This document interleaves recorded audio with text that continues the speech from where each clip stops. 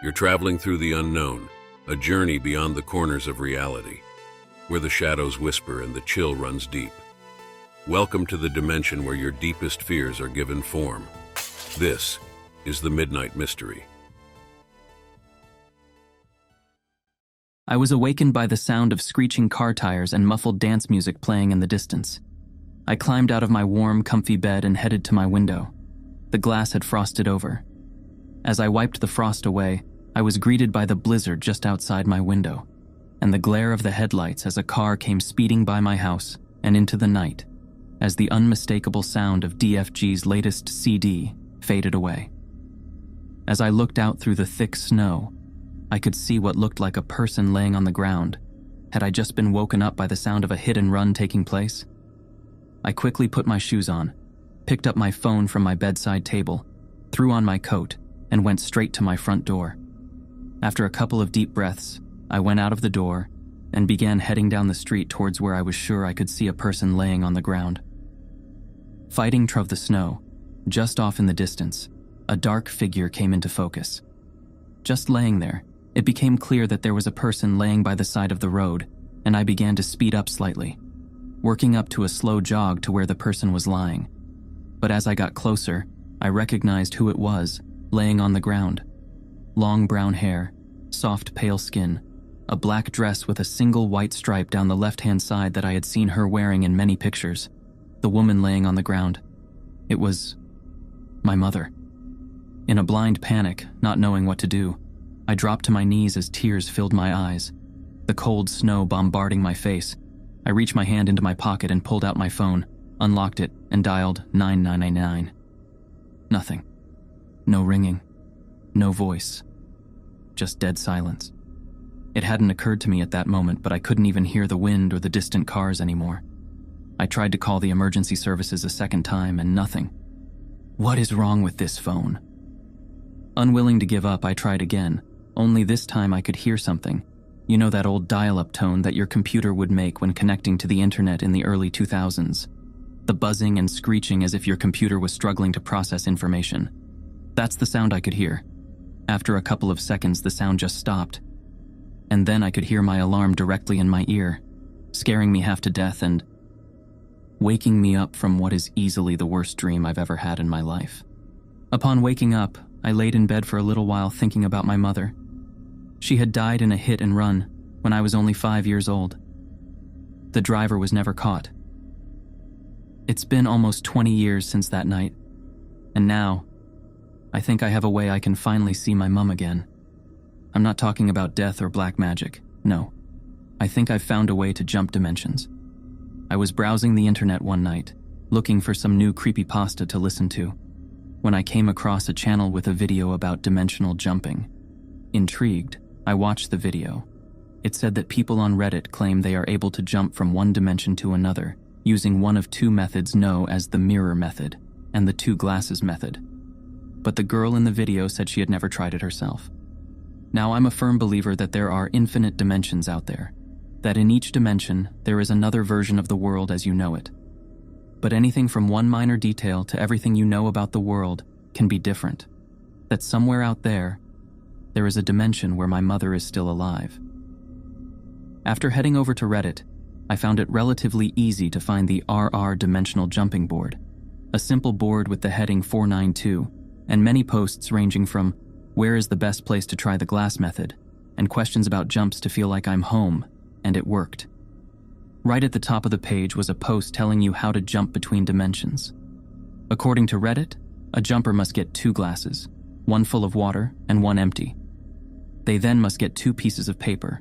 On one piece of paper, they must write a word or phrase that summarizes the current situation they wish to change, then stick it to the full glass.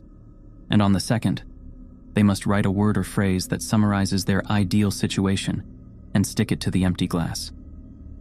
Sitting in front of the 2 glasses, the jumper must then contemplate how their life is filled with the first situation, much like the first glass, and how their life is empty of the desired situations, like the second glass. Then, when they are ready, they must pour the water from the first glass into the second, while listening to the sound of the water and feeling the shift from dimension to another.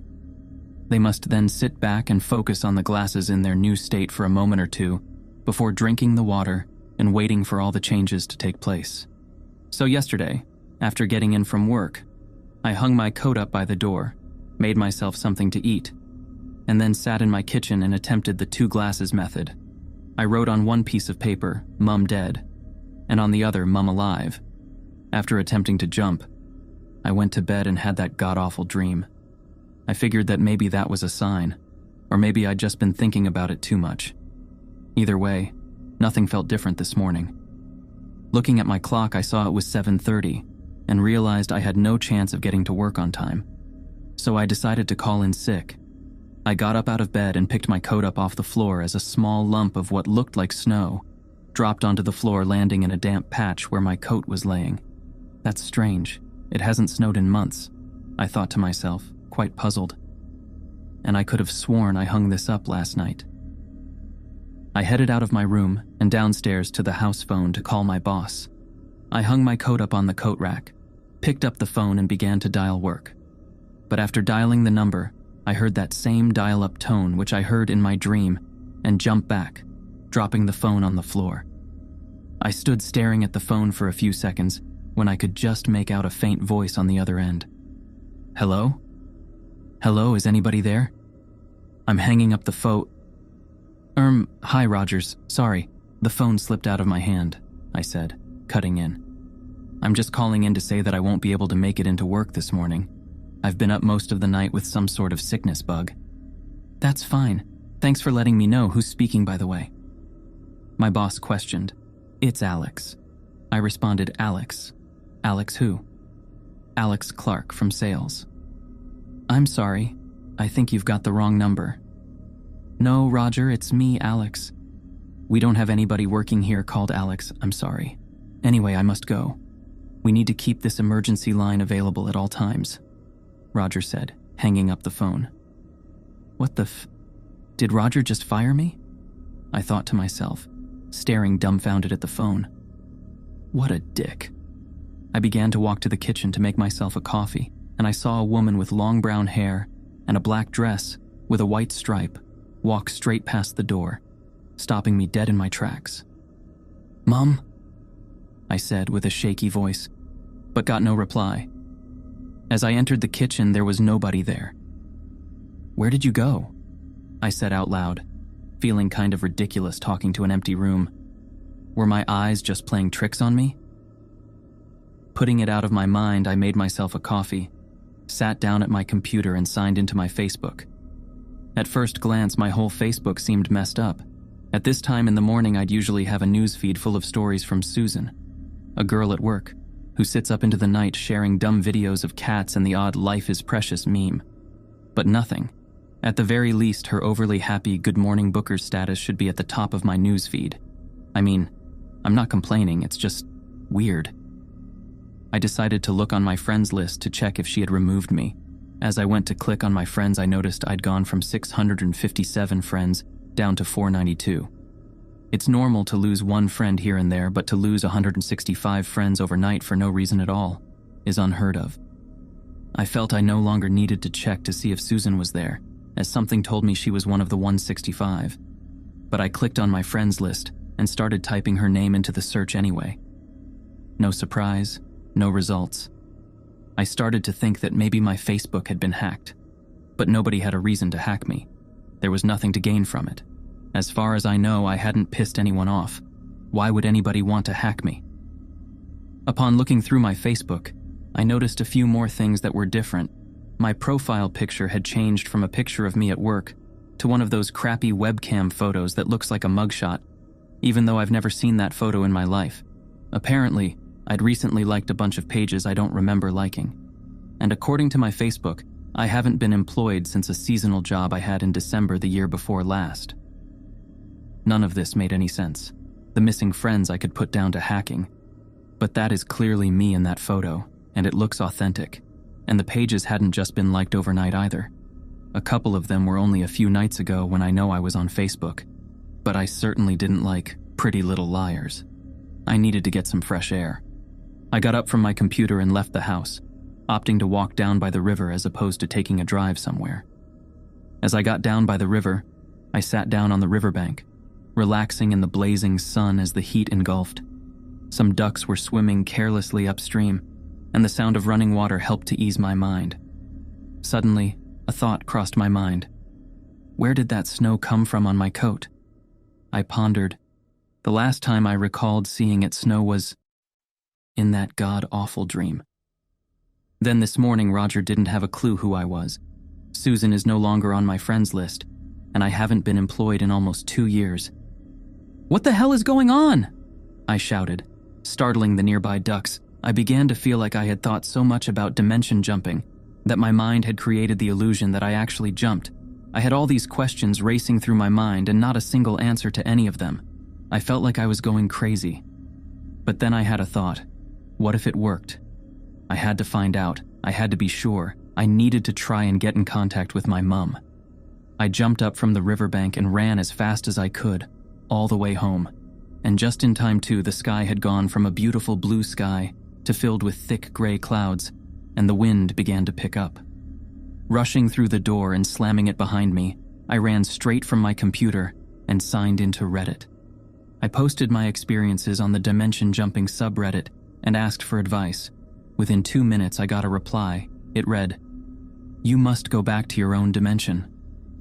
"Well, thanks a lot, buddy. I posted here to ask for help and you are just rude," I replied. No sooner had I pressed the send button, the page refreshed and I was greeted with another message. "This sounds to me like you've had a successful jump. Let me be the first to welcome you to 982. But be wary. Nothing good ever comes from jumping to try to resurrect a loved one." At that moment in time, the response could have said anything whatsoever, but all I saw was, "You've had a successful jump," and instantly took to Google to try and track down my mum. I must have been searching for hours.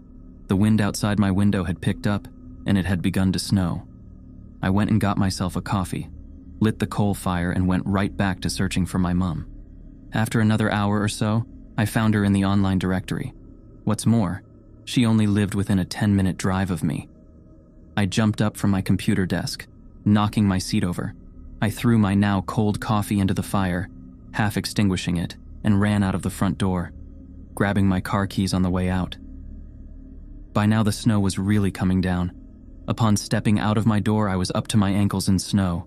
I ran to my car door, almost ripping it off as I threw it open. Sitting down in my car, I took a moment to take in what was actually about to happen. After all these years, I was finally going to meet my mum for the first time of my adult life. Unbeknown to her, this will be the first time I've seen her since I was 5. I was going to have to play it cool. What if I break down? I thought to myself, what will she be like? Do I have any other siblings in this dimension? Question after question went rushing through my mind. I couldn't take it any longer. I put my key in the ignition, but my car wouldn't start. "Damn weather," I shouted, hitting the steering wheel. After 4 more attempts, and what sounded like an 80-year-old smoker of 60 years having a coughing fit, my car sprung to life. The engine roared. The dashboard lit up like an overly festive house on Christmas Eve. And that familiar sound of my favorite CD started blaring through my speakers. Fitting, I thought, as DFG, Hate That I Miss You, came on the radio. I put my car into gear and made my way to the petrol station. I was down to less than a quarter of a tank of petrol, and with the way my car guzzles fuel, I'd be lucky to even make it to my mum's house, let alone make it back home too. The drive to the petrol station felt long and grueling. Time seemed to slow down, when in reality, it was only a 5-minute drive. I parked up at the petrol station by the pump and put my hand in the money pot behind the gear stick. 15.23, great, more than enough, I thought to myself. Jumping out of my car, I put 10 pounds in my fuel tank and picked up a PS5 bunch of flowers on the way into the station.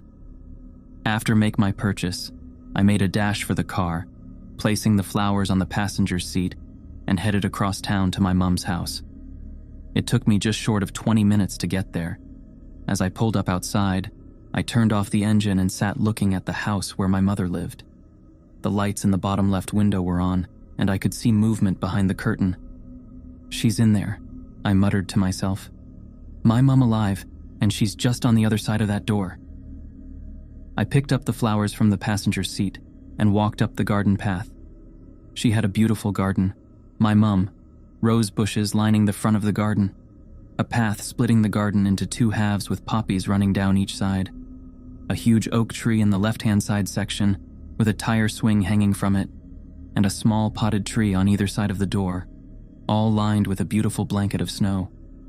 As I reached the door, I took a sharp, deep breath of the ice-cold air and knocked. Instantly, I could see movement on the other side of the frosted glass. The figure was getting closer to the door, and then it opened. A very pretty, blonde-haired woman answered the door. "Alex?" she said quizzically. "Mum's just gone to your house. Why are you here?" "Mum?" I thought, staring at this woman in confusion. Is she my sister? "Really, damn," I said. "I'll head back over now and try to catch her up."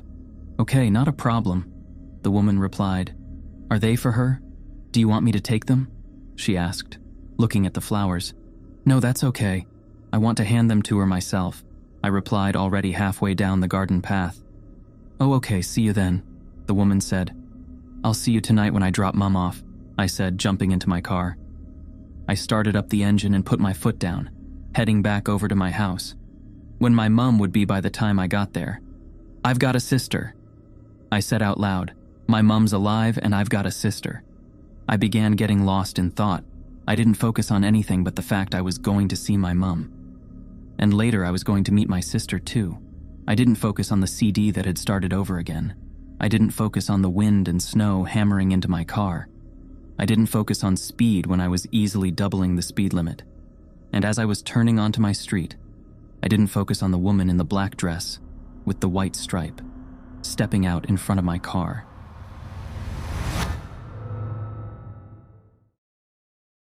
That was the first thing Stella asked me as she settled in at the table. I looked around the diner. It was 2 a.m. The place was mostly empty. "What do you mean?" "How many people are in here right now?" "Besides us," she said.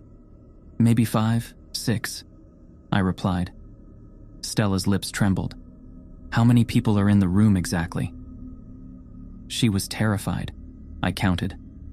The waiter, the old man staring into a bowl of soup by the door, the 2 young women coming down from a night of partying over pancakes, the guy in a ball cap trying to cut through his overcooked steak, and the middle-aged woman in a pea-green overcoat.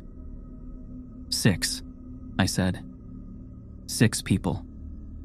Stella instantly relaxed. "Thank you." Stella and I hadn't seen each other in 5 months. I was in school out of state and was home for the summer.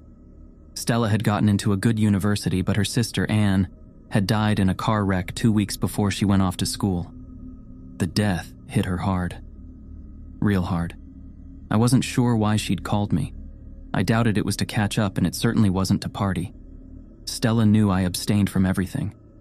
For me, that decision was the end result of being raised by verbally abusive alcoholics and knowing the genetic odds. Stella looked rough. Not strung out, but existentially exhausted. There were scars on her hands, bruises modeling her tattooed forearms, and some unusual scarification marks on her neck. 2 of them, they looked like clumsy Z's but reversed as if done in a mirror. Stella's friend Corey had dropped her off at the diner about 30 minutes before I'd gotten there. I didn't know him well, but what I did know, I didn't like. "So, how are you holding up?" I asked. Stella didn't answer. The waiter appeared, and Stella looked him over cautiously before she ordered a black coffee and a slice of blueberry pie. I got a hot tea and a side of fries, though I wasn't exactly hungry. We sat in uncomfortable silence for a few minutes before Stella, staring down at her hands, asked, "What's the worst thing you ever did?" I shrugged, said, "Lied to people, lied to get out of things, mostly to my friends in high school. But I've changed. I don't do that anymore. Oh, I also shoplifted once, a pair of socks." Stella laughed. That's when the waiter reappeared with our drinks and food. Stella jumped, her eyes wide, face flushed. The other people in the diner turned and looked but did nothing. "You all right?" the waiter asked, weirded out. Taking a deep breath, Stella slowly sat back down. "Yeah, sorry," she said. I just, It's been a long night." The waiter shook his head as he put the stuff down. When he left, Stella sipped her coffee, and then she looked over the mug at me, her eyes tearing. "I did the worst thing you can do. I tried to kill someone." I wasn't sure I heard her correctly. "What?" Stella nodded, eyes locked on mine. "A jogger. Corey and me hit him with the car." "Oh my God. When did this?" "On my way here." The blood drained from my face. "We should call the cops. He could still be there, hurt, and—" "Don't bother," she interrupted. "We went back and checked on him. There was no jogger." "What's that fucking mean?" I was starting to lose it. "Please don't start playing games with me," I said. "I don't want to hear this sort of bullshit." "Isn't bullshit," Stella replied. "Ask Corey." I didn't want to call Corey.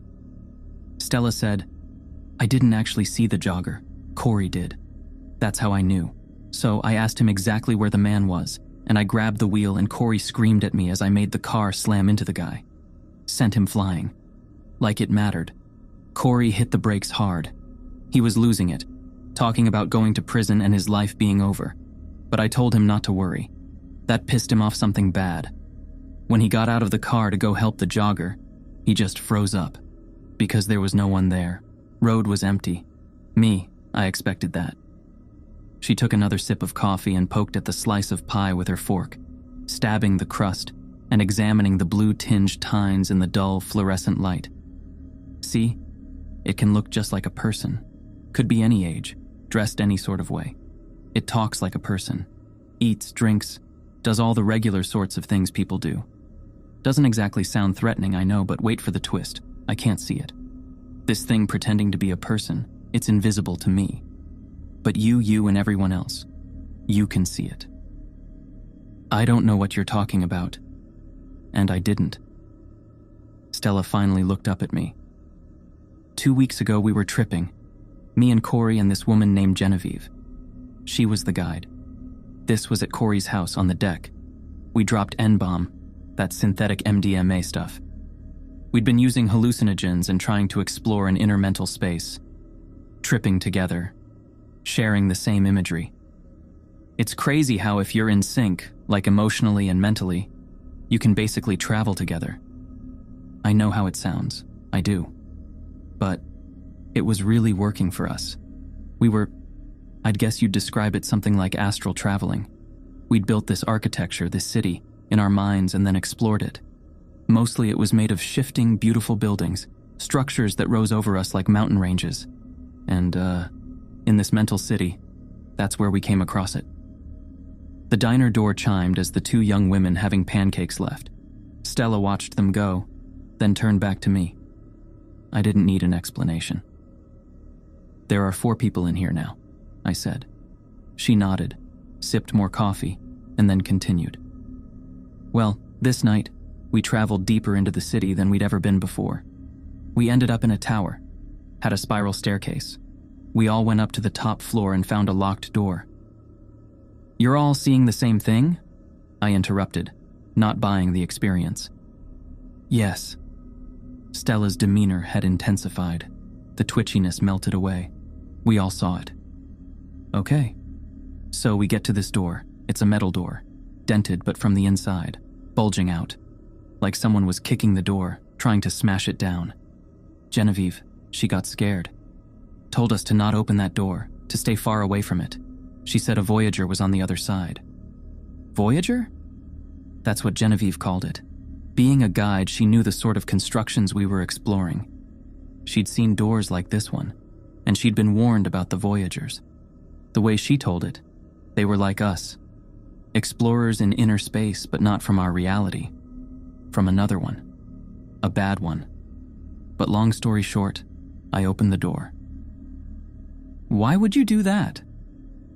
Stella stirred her coffee, lost in thought for a second. As she did, one of the cooks quietly came out from the kitchen and sat at the counter. He flicked through a newspaper someone had left and glanced over at me. He nodded, gave a little smile. I wondered if he'd made the fries I wasn't eating. After Corey and Genevieve drifted away, Stella continued, still staring at her drink. I heard a voice on the other side of the door. My sister's voice. She was begging, pleading with me to let her out. I swear it was her. So I opened that metal door. Feeling the stare of the cook, I ate a few of the fries. They were cold, soggy. What happened?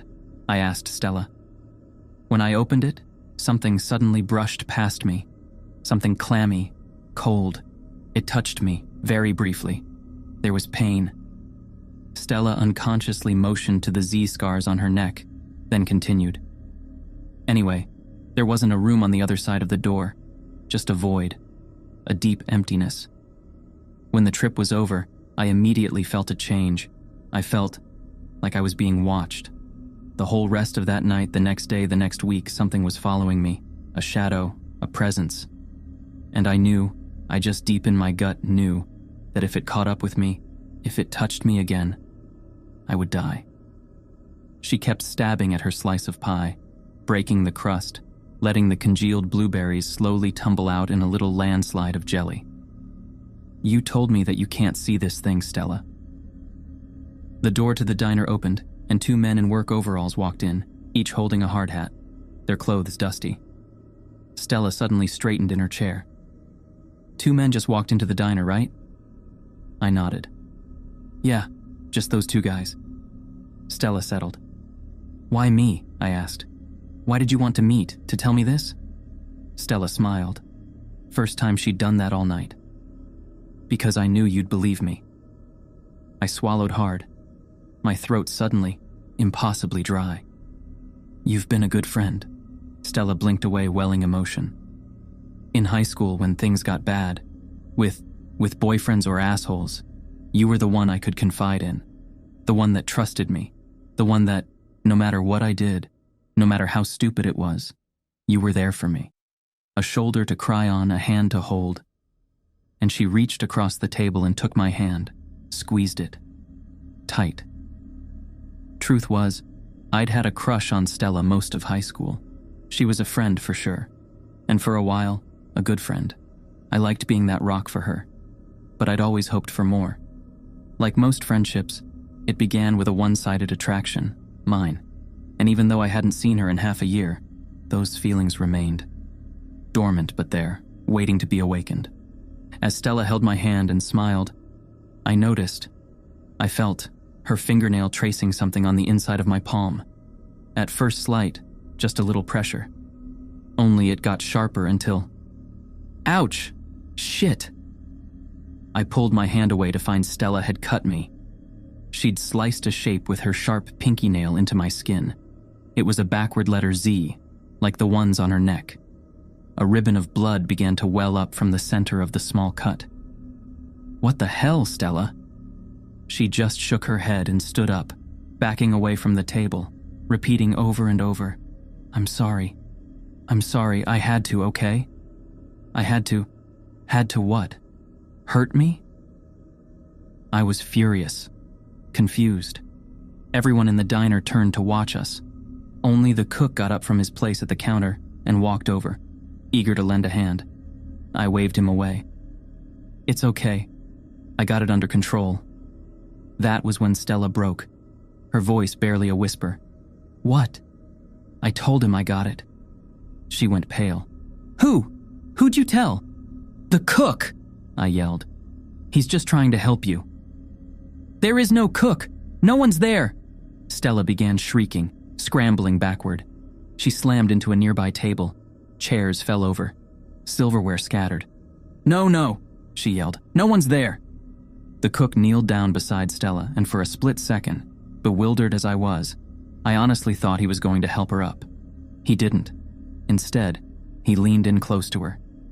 She was crying and shaking and clearly couldn't see him. The cook turned to me, nodded with a sick grin, and then opened his mouth wide to reveal jumbled, bloody gums filled with jagged teeth. He tore her throat out with a single bite. And as Stella's blood pumped out across the linoleum flooring, the cook vanished. Not a slow fade, not dissolving into mist. Just there 1 second, and gone the next. Someone screamed. I think it was the woman in the pea green overcoat. Afterward, when the cops came, a story emerged. All the other people in the diner that night, they said Stella cut her own throat with a knife. Where she got the knife from and where it went, they didn't know. They also said that the cook had tried to help her, that he attempted to close the wound and save her life. The cops couldn't find him after the EMTs got there. When I went back to the diner the next day to ask about what happened, the waiter claimed they didn't even have a cook who resembled the man I described, the man I saw. It was as if, after Stella's death, all the details of her demise began to unravel, like the universe was erasing her from existence entirely. And now, the Voyager, whatever it is, has come for me. It's been 5 days since Stella died in that diner. 5 days I've been haunted and hunted. I tracked down Corey, and he led me to Genevieve. She told me what fate awaited me. According to her, Voyagers used the symbol, the backward Z's that were on Stella's neck, the one she scratched into my flesh, to track their victims down. Stella, I guess she thought she could trick the Voyager into taking me instead of her. It didn't work, and now she's doomed me. It's just a matter of time before there's an extra person, a person I can't see, sitting across from me on a bus or walking behind me on the street. Right now, I'm in my bedroom at my parents' house. I haven't left in 48 hours, and they're getting worried about me. They'd heard I lost a friend, though they can't seem to recall anyone named Stella going to high school with me, and so they're being compassionate and letting me stay cooped up. But they've told me I've had visitors, folks stopping by unannounced. Folks who, when I crane my neck out my window to catch a glimpse of them standing on the porch, aren't there at all. Just my parents talking, gesturing into empty space. I'm going to have to leave this room eventually. That, or my parents will get worried enough that they'll have me helped out, likely to the hospital. And when I get there, I'll be asking the same questions Stella did. How many people are in here right now? How many exactly?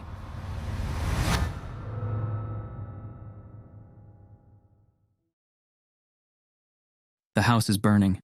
Only 2 of us made it out. There were 6 at the start of the evening. 7, I suppose. That was the entire problem. I don't know when the 7th arrived. Dina and Angelo showed up first, while I was still putting out snacks. It must not have been there before them. I recall them being the first. It can't hide in nothing. Kay showed up next. I know she was alone, because I've been trying to figure out the right time to ask her out. If she'd brought someone, I definitely would have noticed. When Christoph and Marina got here, Angelo called out, "It's about time you 2 made it." He specified 2, I remember that. That's 5 arrivals, and of course I was there all along. Maybe the door was opened at some other point. It might not matter now that it's all over. I feel like it does, though. I need to understand what happened. I owe it to my friends. We were playing cards when we noticed. It was a 6-handed game, and Angelo was dealing piles in front of each player. 1, 2, 3, 4, 5, 6, and the 7th to himself. "You've got too many piles," Dina said. Angelo looked at the table in confusion. There were cards in front of each of us. There were 7 separate stacks. "Weird. I don't know what happened there," he said, gathering up the cards. He dealt them out again. 1, 2, 3, 4, 5, 6. 1 to each person, but he had not yet put a card in front of himself. With a nervous chuckle, Angelo said, "Okay, what am I doing wrong? 6 of us, yes?" We all agreed. There were clearly 6. "Everyone put your hand on your card," he said. All 6 cards were covered. Angelo still did not have one. "All right, one more try," said Angelo. "While you're sorting this out, I'm going to go to the bathroom," said Kay, standing up. She left the room. Angelo dealt the cards. 1, 2, 3, 4, and a 5th to himself. "Kay, how many people are you?" he shouted. "Very funny," she called back. We heard the bathroom door close. "Just deal 6 hands," I told Angelo. "There are 6 of us. It'll work out. Everyone will pick 1 hand up and play it, and no one will be left out." "You'd really think so," he said. "But why was I getting to 7 before?" "You're bad at math," Dina told him. "Better not let you keep the score," Christoph chimed in. Kay's chair was scooted back up to the table. Angelo dealt the cards. There were 6 hands this time. Everyone picked one up.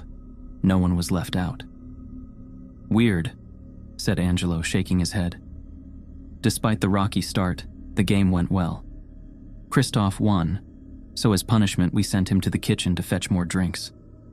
Just after he disappeared into the other room, I heard a startling noise, a sort of quick choking gasp followed by a loud bang. I was just getting up to see if he was all right when the wine was brought to the table, and I busied myself pouring everyone a fresh glass instead.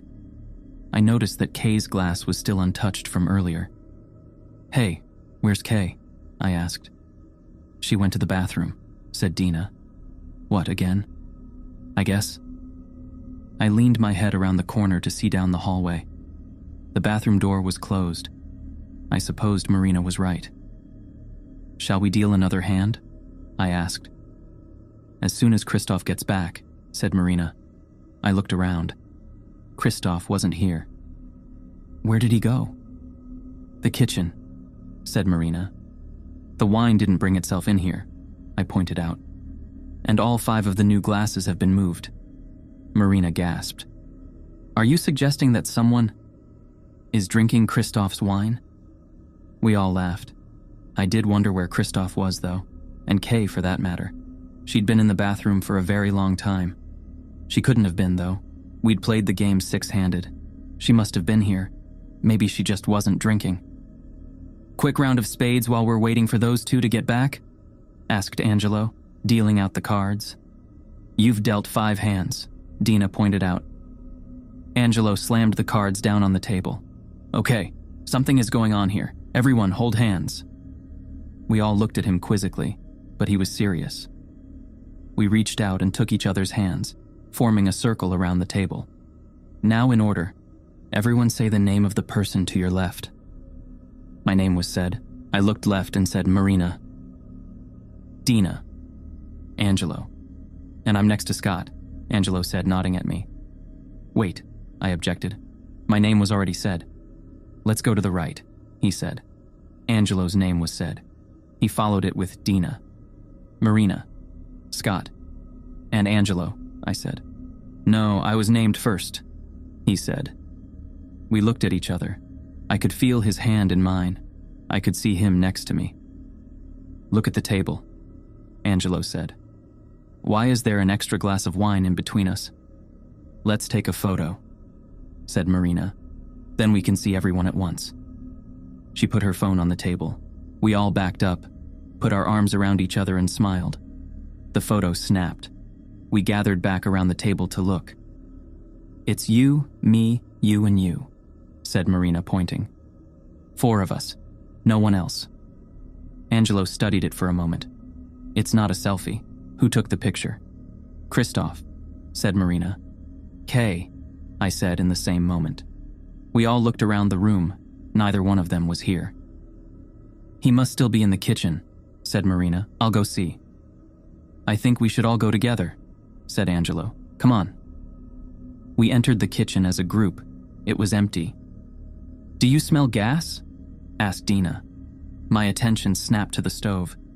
2 of the knobs for the burners were snapped off. I spotted them tucked under the cabinets nearby, as if someone had pushed them out of the way so as not to be noticed. There was a dent in the metal of the edge, too. "Christoph must have dropped something on the stove," I said, heading over to see about turning off the gas. "Nice of him to mention it." The knobs were broken too far down to turn. The gas was starting to give me a headache. I grabbed a hold of the stove to pull it out from the wall and shut off the line behind it, but it was surprisingly heavy. "Did I leave something in here?" I asked, opening the oven door. Christoph's body was crammed inside, the limbs bent and folded back on themselves in order to make it fit. A gory pool of blood filled the bottom of the oven, sloshing distressingly back and forth from my attempts to move the appliance. Most of it seemed to have come from his head, which had been violently crushed. His eyes bulged outward, staring at me. I screamed, of course. We all did. I turned away, to run to find a weapon, possibly just not to see it anymore. And Dina died. Her throat was ripped open. It wasn't when I turned back. And then it was. Nothing did it. It just happened.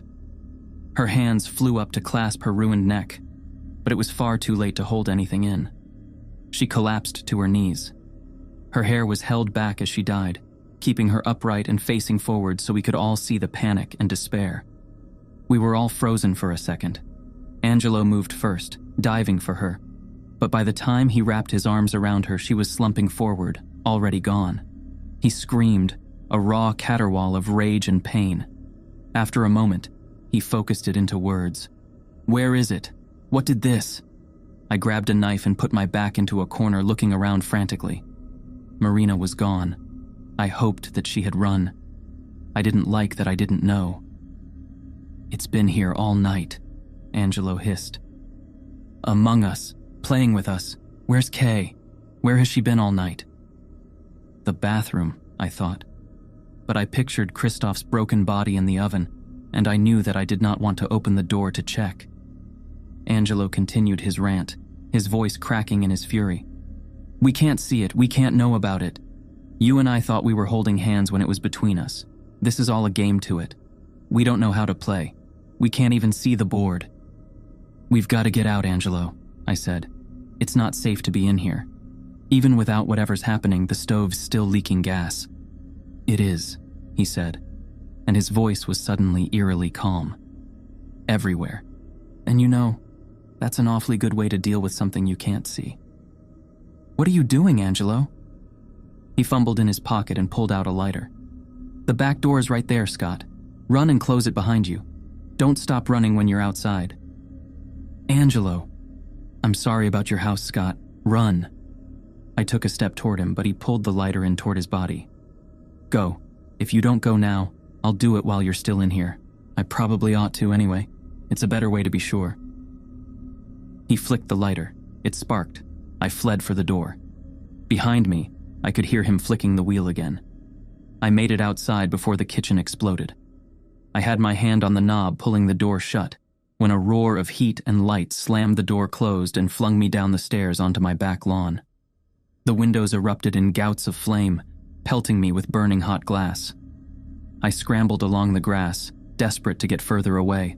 My back was burning, and I rolled to put it out. The house is clearly a loss, but I called the fire department anyway. I didn't know what else to do. I don't know what I'll tell the police when they find the bodies inside. I don't even know how many they'll find. If Angelo got it, whatever it was, then there'll be at least 4 bodies. Him, Dina, Christoph, and the other. Probably 5, assuming it got Kay early on. Maybe 6, if Marina didn't make it out. One of them must have, though. I'm not alone out here. My hand is held tightly as I watch the house burn.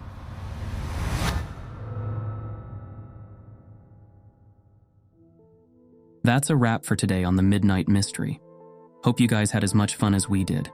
If you liked what you saw, hit that subscribe button and give us a thumbs up. Oh, and don't be shy. Drop a comment below with your thoughts or any cool mystery ideas you want us to check out. Until next time, we'll see you in the next Midnight Mystery.